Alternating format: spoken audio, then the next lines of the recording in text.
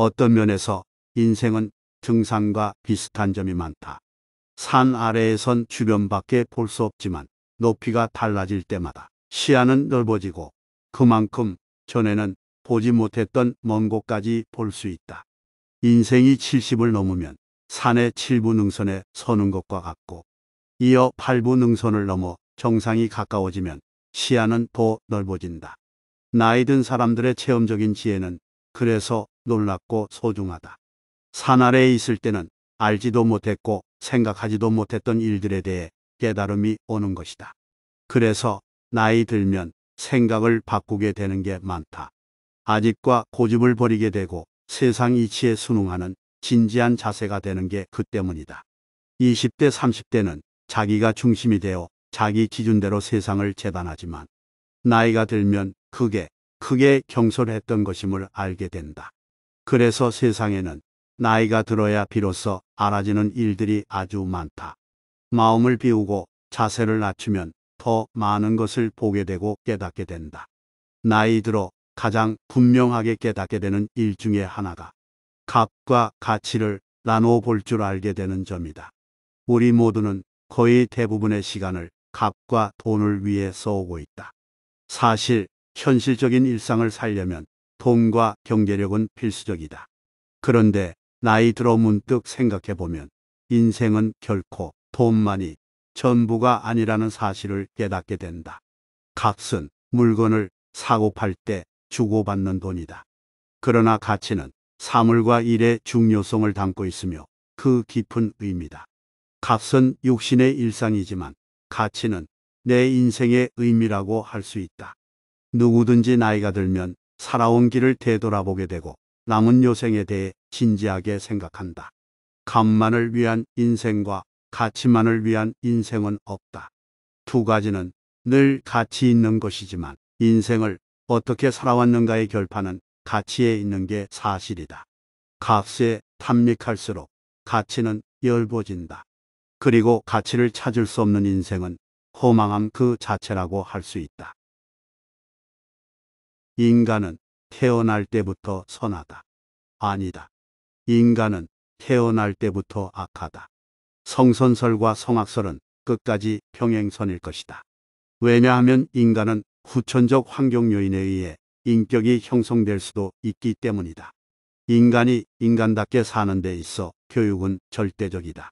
인간이 인간답게 산다는 것은 태생적 본능을 스스로 조절하는 능력이 있다는 의미다. 그 능력은 교육에 의해 길러지는 것이기도 하다. 도덕, 윤리가 그런 덕목들이다. 언제나 인성교육이 강조되는 것도 그 때문이다.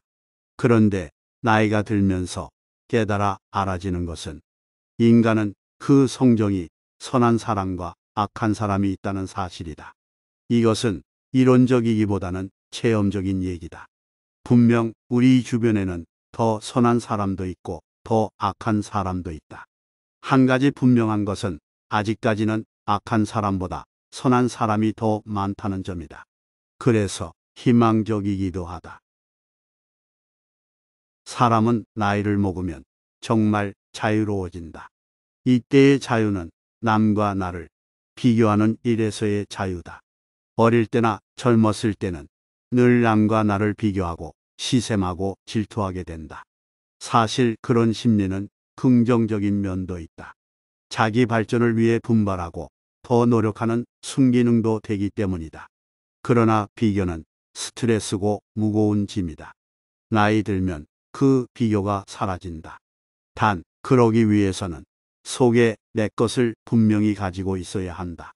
인생관이라 해도 좋고 자기 철학이라고 해도 좋다. 남과의 비교에서 해방되면 비로소 자기가 행복하다는 사실을 발견하게 된다. 특히 물질적인 것들의 비교에서 더 그렇다. 더 가졌다는 것은 편리함이지 행복 그 자체는 아니다. 왜냐하면 행복은 주관적 느낌이기 때문이다. 예를 들어 음악을 들으면서 느끼는 진정한 행복은 인간이 가지고 있는 재산과는 전혀 무관한 것이기 때문이다. 이 비밀을 알고 나면 더 자유스럽다. 나이 들어 좋은 점 중 이만한 것도 많지 않다. 노년에 받는 큰 선물이기도 하다. 노년 건강이 중요하다는 것은 모두가 너무나 잘 알고 있는 사실이다. 그런데 실제로 노년을 살아보면 이 문제는 생각보다 더 심각하다. 한마디로 요약하면 건강을 잃으면 다 잃는 것이다. 그건 정말이다. 모든 것을 다 갖추고 있다 해도 건강이 없으면 아무 소용이 없다. 김병의 효자 없다는 말은 사실이다. 특히 나이 들어 병이 깊어지면 가족에게도 큰 짐이 된다. 본인의 괴로움이야 더 말해 못하겠는가. 사람들은 건강관리와 병치료를 혼동하고 있다. 병치료는 글자 그대로 치료다. 그러나 건강관리는 건강한 상태를 유지, 관리하는 것이다. 노년의 건강은 젊어서부터의 연장이다.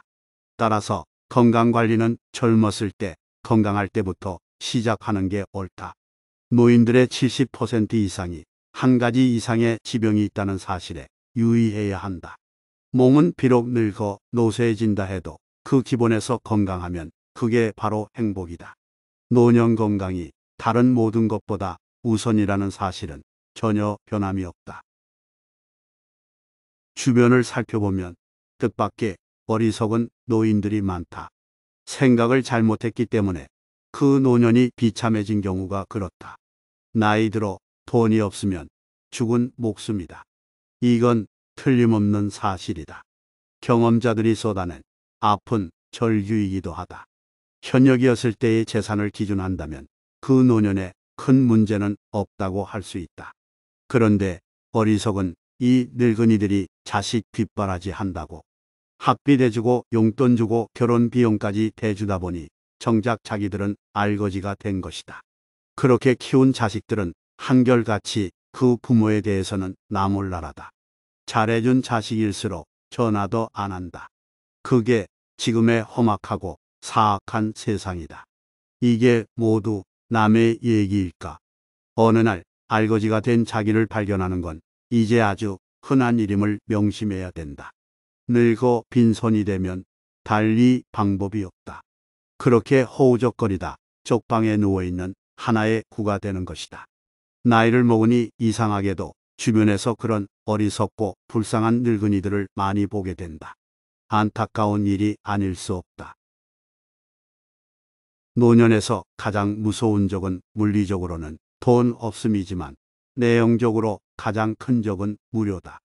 무료는 재미있는 일이 없어 심심하고 지루한 것이다.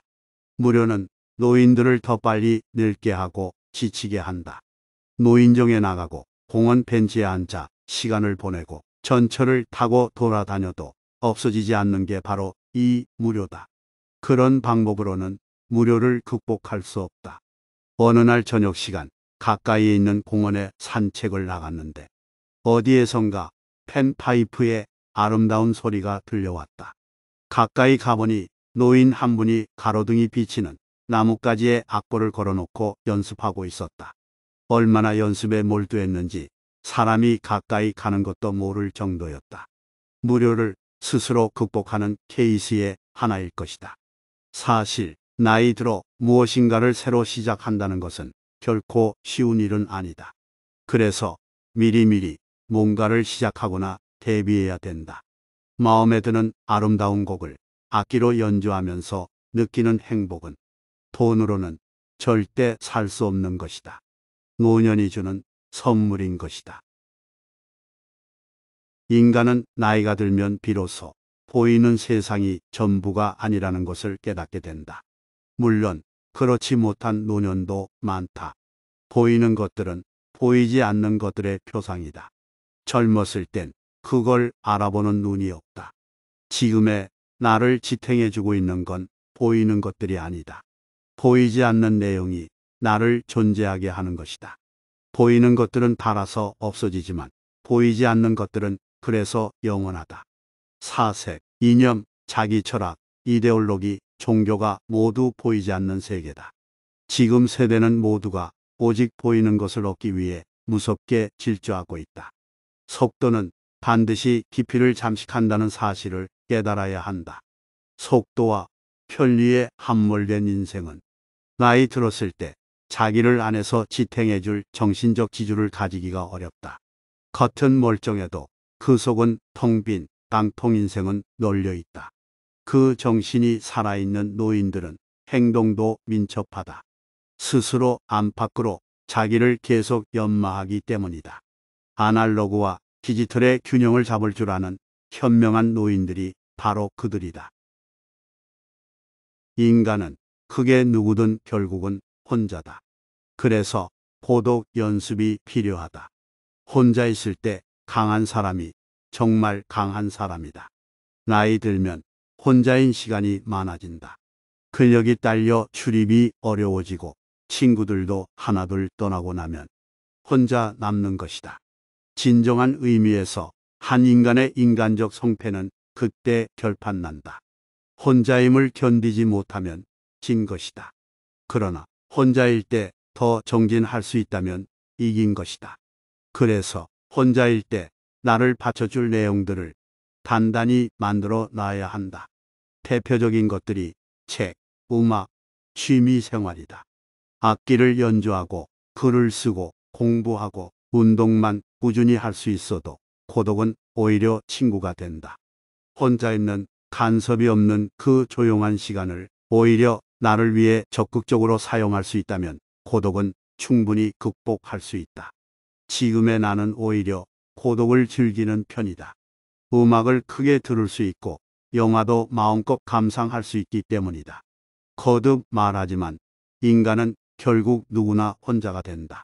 이 사실을 긍정적으로 받아들이고 준비한다면 충분히 극복할 수 있다. 그래서 고독 연습이 필요하다. 무상이라는 말이 있다. 덫 없다는 뜻이다.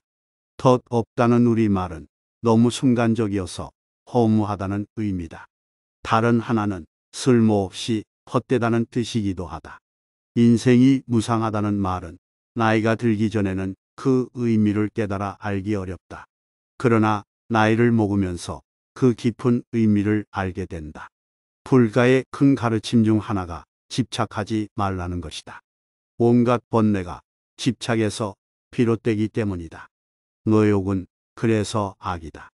허무주의에 빠지자는 얘기가 아니라 지금의 집착이 큰 의미가 있는 것이 아니라는 얘기다. 왜 인생은 무상한가? 그 답은 모두가 결국은 죽기 때문이다. 이 세상에 죽음보다 더 공평한 게 달리 있겠는가? 죽음은 모든 것을 내려놓고 떠나는 길이다. 죽은 이를 염하는 것을 보면 잊고 가는 수위에 주머니가 없다. 다 두고 간다는 얘기다. 그래서 생사는 하늘의 섭리라고 한다. 우리들의 악은 영원히 살 것처럼 집착하고 교만해지는 데 있다. 결국은 나도 죽는다는 사실을 받아들인다면 사는 방법도 달라질 것이다. 그래서 매일매일을 더 진지하게, 선하게, 인간답게 살아가야 한다.